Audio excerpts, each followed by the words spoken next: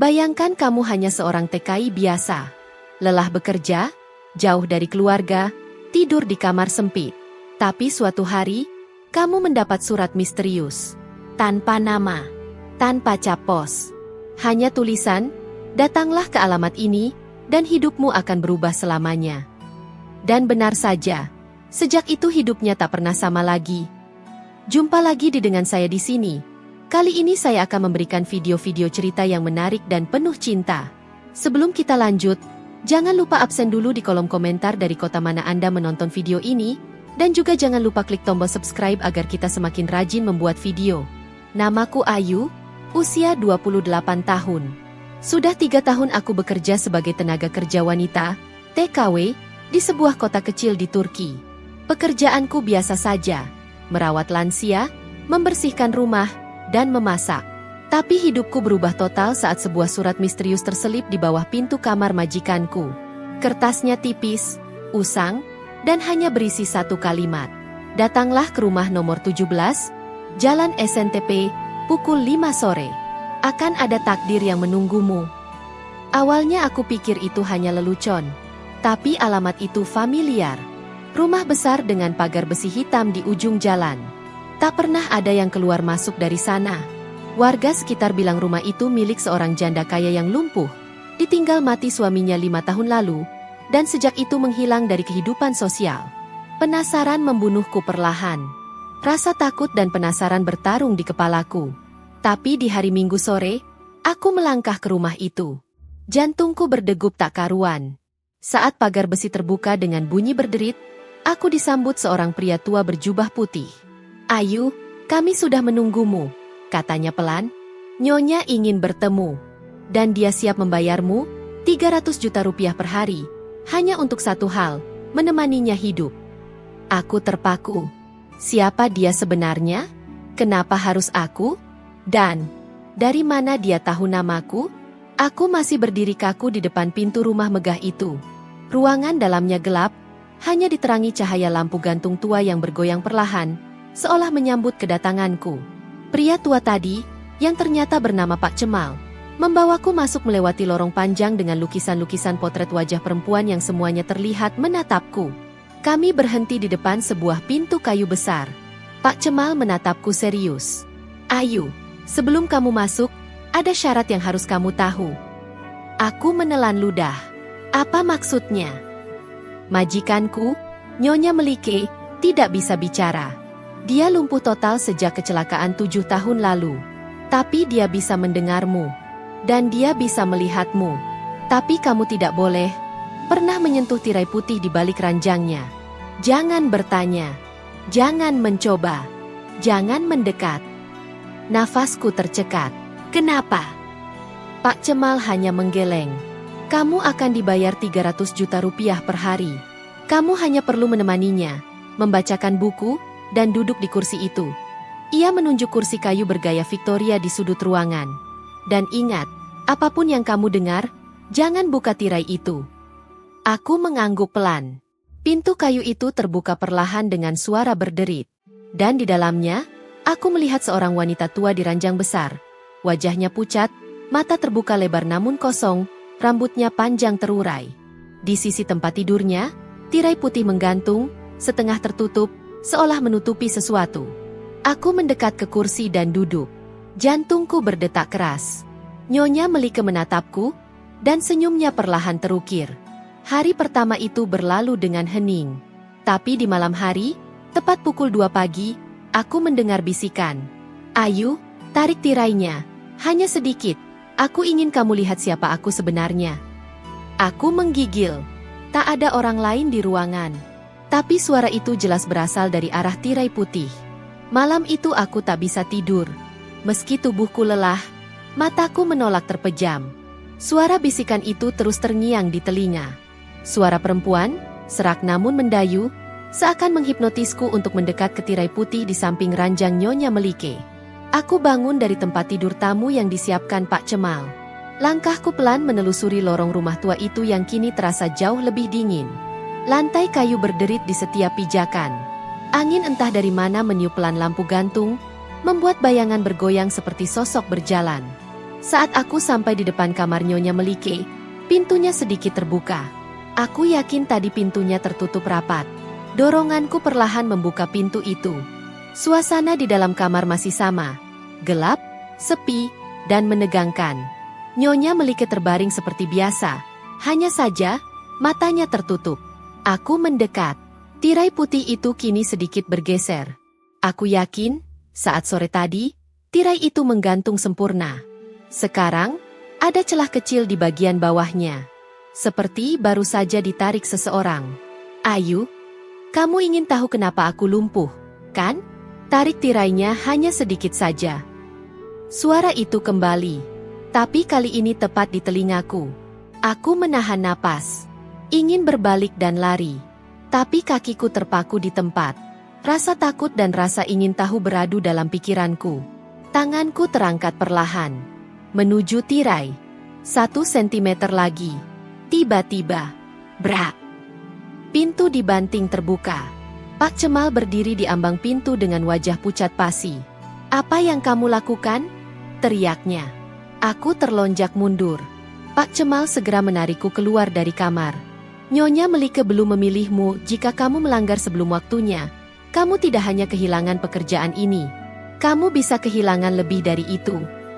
Aku mencoba bicara, tapi lidahku keluh.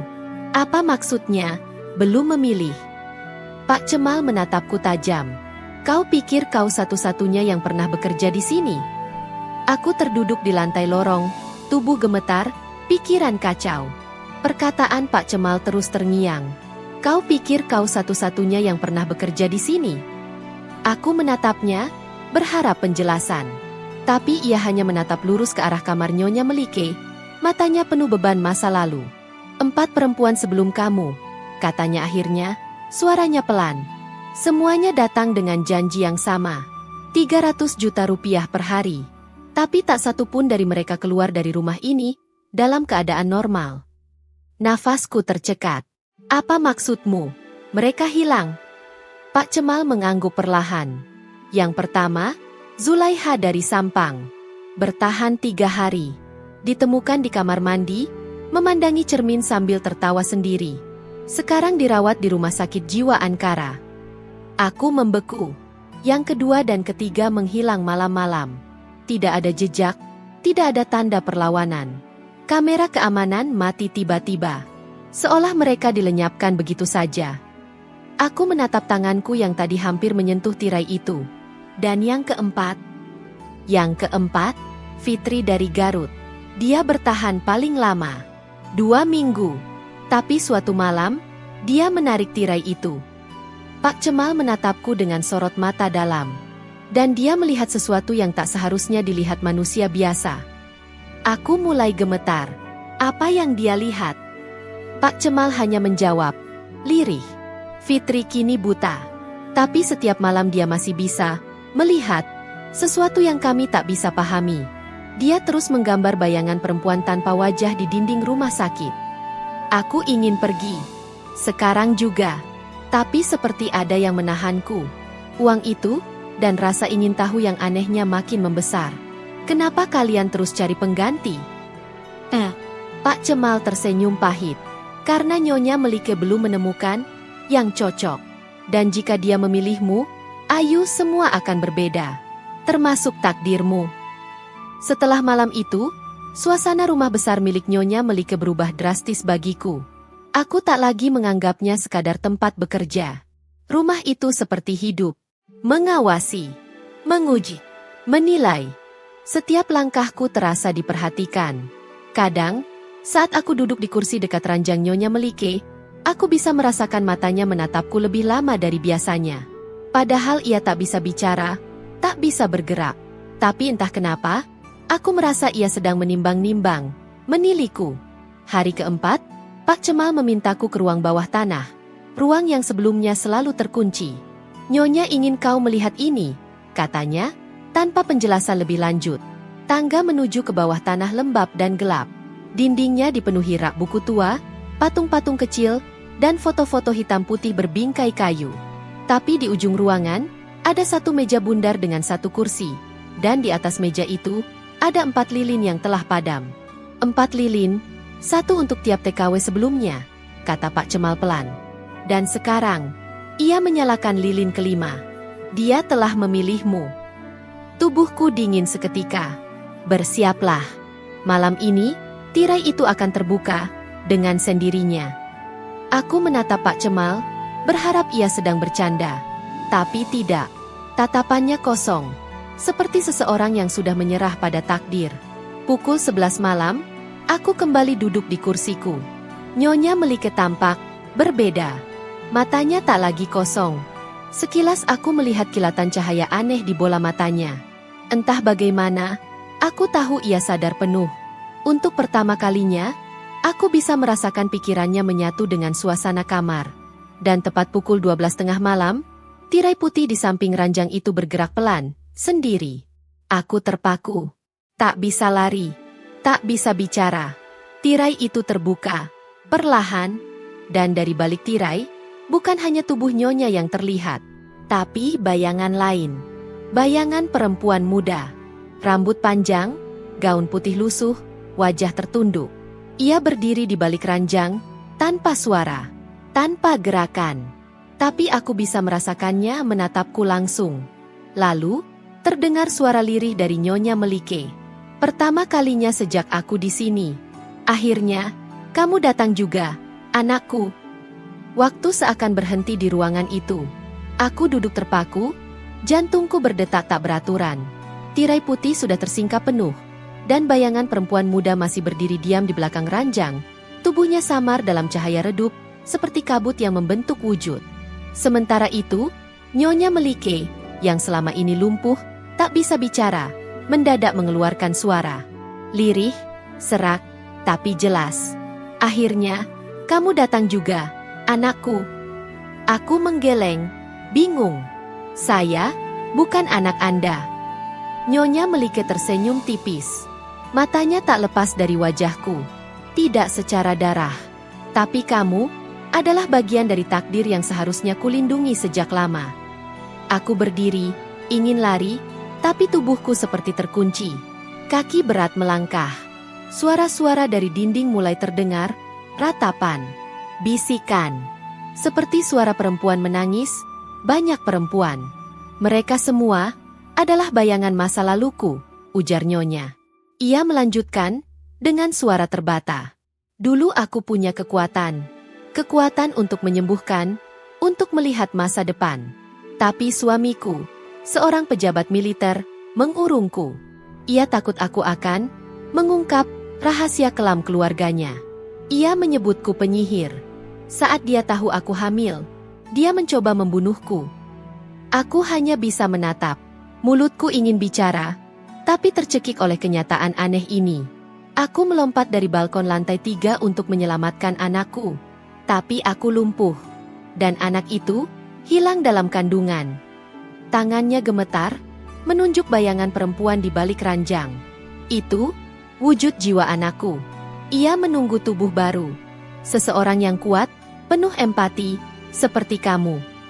Itu sebabnya aku memanggilmu ke sini, Ayu.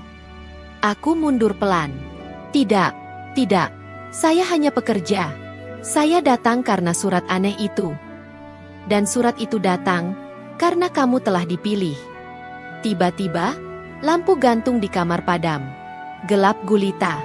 Hanya cahaya dari mata Nyonya Melike yang seperti menyala samar. Dan lalu, suara dari bayangan itu terdengar untuk pertama kalinya.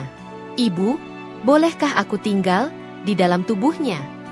Suara itu, halus, sendu.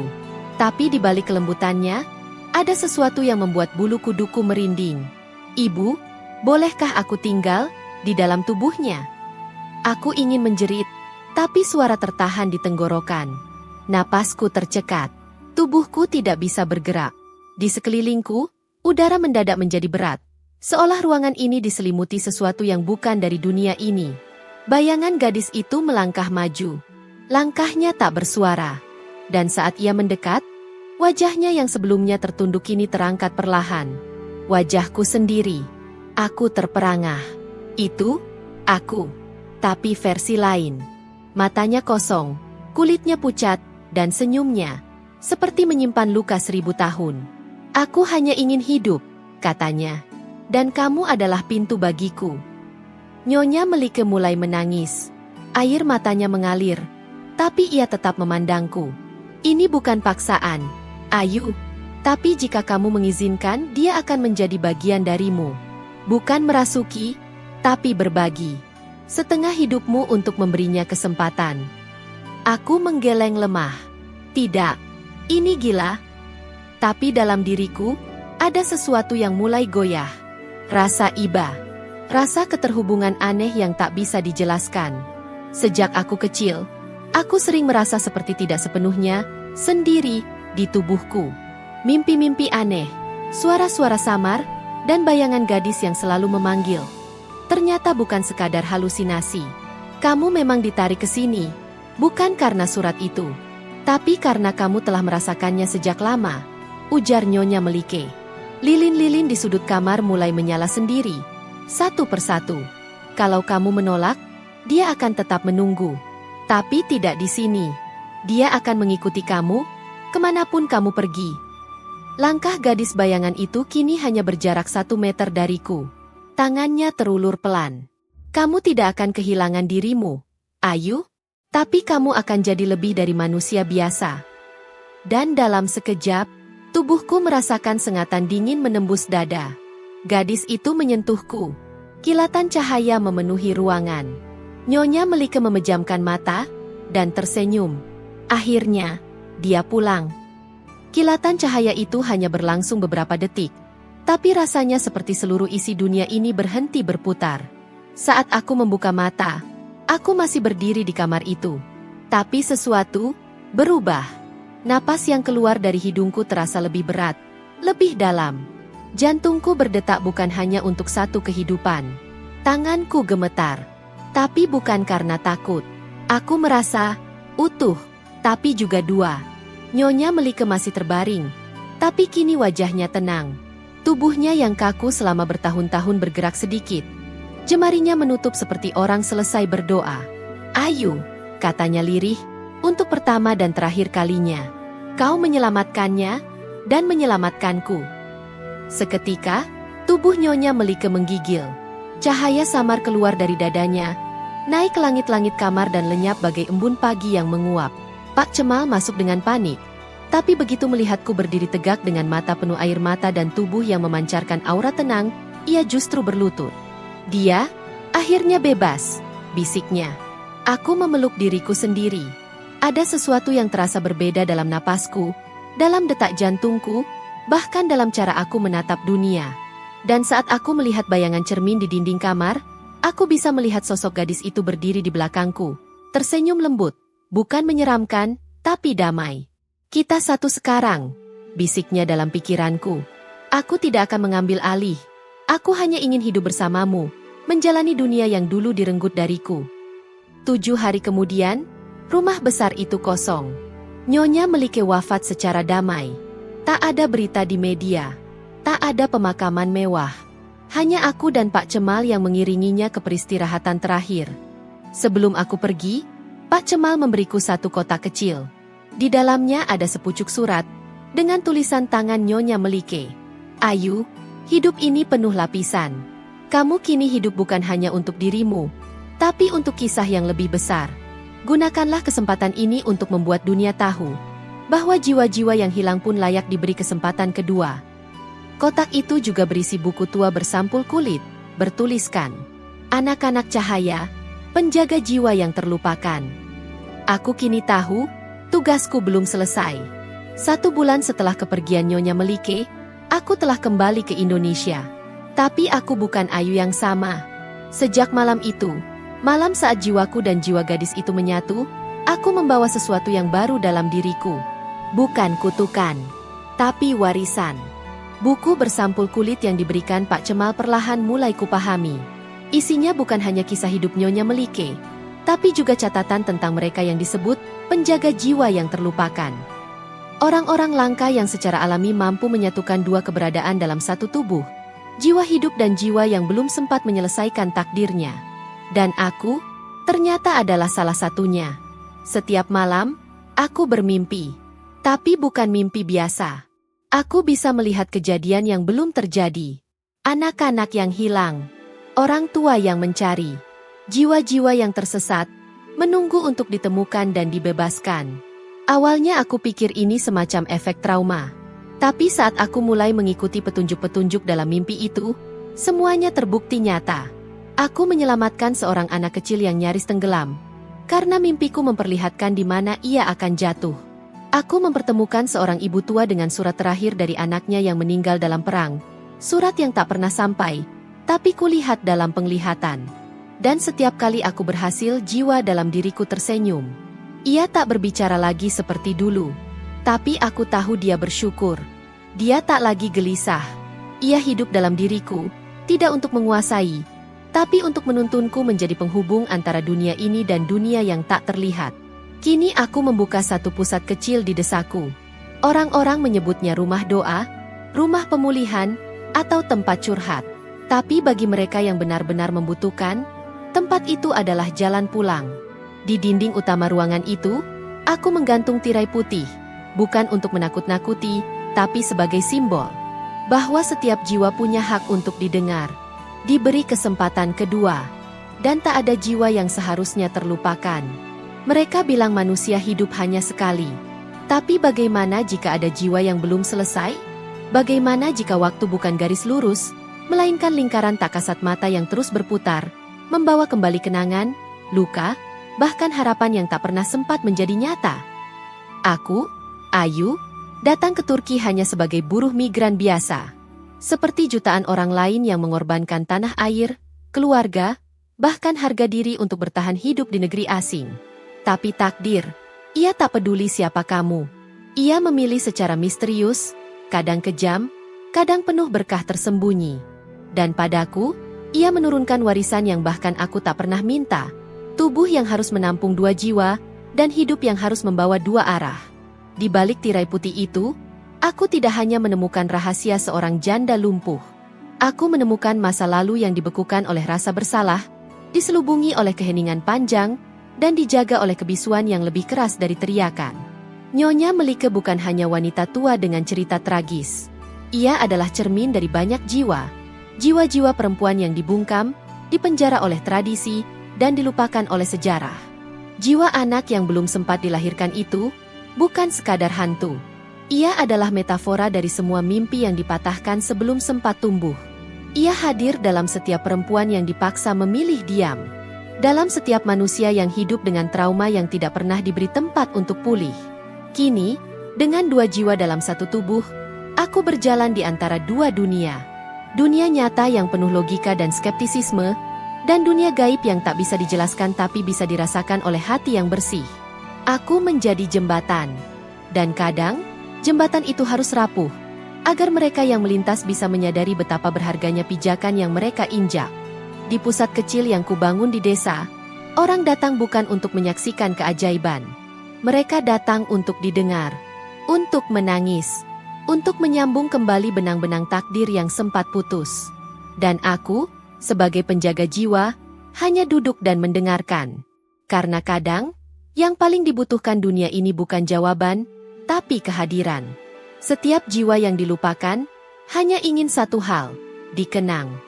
Dan setiap tubuh yang dipilih oleh takdir, hanya punya satu tugas, menjadi tempat bagi jiwa itu menyelesaikan perjalanannya. Jika kamu mendengar suara-suara samar dalam mimpimu, atau merasa seseorang menyentuh pundakmu di tengah malam padahal kamu sendirian, jangan langsung takut. Mungkin itu bukan gangguan. Mungkin itu permintaan terakhir. Dan mungkin, kamu juga telah dipilih.